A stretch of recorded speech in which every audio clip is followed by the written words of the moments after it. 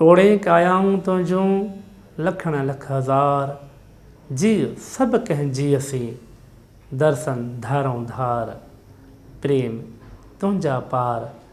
कहिड़ा चई कहिड़ा चवां नाज़ मंझां निकिरी जॾहिं पिरी करे थो पंधु त भूं पिण बिस्मिल्लाह चई राह चुमे थो रन उभियूं घणी अदब सी हूरूं हैरत हन साईं जो सौगन मुंहिंजो साजन सभियां सुहिणो अॼु पिण अखिड़ियुनि सॼण पंहिंजा सारिया गलनि तां ॻोढ़नि जूं बूंदूं बसि न कनि संदी सिक पिरनि लोक ॾिठे न लहे। अॼु नवताकुनि में तालिब तंवारीन आदेसी उथी विया मड़ियूं मुंहुं मारीन जे जीअ खे जियारीन से लाहूती लॾे विया साजन मूं जी सरतियूं जे ॾिसो सभु हुई त सुम्हो की न सुख थी पासो वर ॾेई मुंहां अॻे ई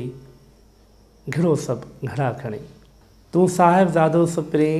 ऐं निसोरो नौकर बेहद करियां बंदगी हथ ॿधी हाज़ुर चिन छॾींदुसि की न की दोस्त अव्हां जो दर मूं तां महिर नज़र पहिरीं लाहे न पंहिंजो वाक़ुफ़ न वणकार जी पाणी खयम न पाओ जबल जलदायूं करे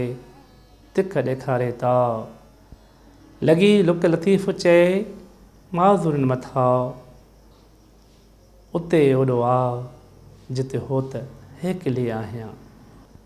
तपी कंदे को डूंगर ॾुखोयनि खे तोजे पढ़ण पब जा त लिंग मुंहिंजा ॾो कंहिंजो कोन्हे ॾोह अमुर मूंसे ईअं कयो जानिब मुंहिंजे जीअ में तुंहिंजी तमामु पोइ वठ काती वढ अंगिड़ा मुंहिंजो अदब कर्म पोइ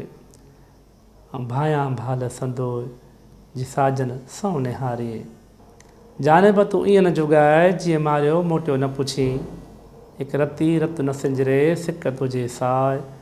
असां तो लाइ ते पर में पुछाऊं कयूं जानिब मुंहिंजे जीअ में तुंहिंजी तमामु पोइ वठ काती वढ अंगिड़ा मुंहिंजो अदब कर्म कोइ ऐं भायां भाल संदोइ जी साजन सौ निहारे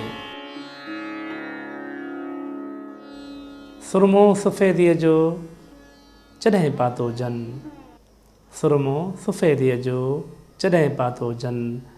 तॾहिं ॾिठी तन अच्छाई आलम में महले मांदे मारी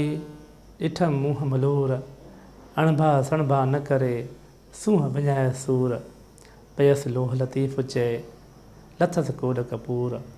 चित जनी जा चूर से मखे मर्क न कंदियूं अचोड़ी सूरनि वारियूं कयूं सूर पचार कनी थोरा कनी घणा कान्हे सूरनि खां धार मूंखे ॾिना जे ॾातार मूं झोली पाए झलिया वेठी नित निहारियां राणा तुंहिंजो राह वेठी नित निहारियां राणा तुंहिंजो राह मोटाए मागनि ते आणींदी अलाह सोॾा तो दरसा न त राणा घणा आहिनि राज में अचिजे हेकार मूं सारींदे सुपिरी पेरें धरियां पिंबड़ियूं हंधि विछायां वार साजन सभु जमार हुन गोली थी गुज़ारी चैनल खे सब्सक्राइब ज़रूर कंदा ऐं बेल आइकन जो बटन ज़रूर दबाईंदा।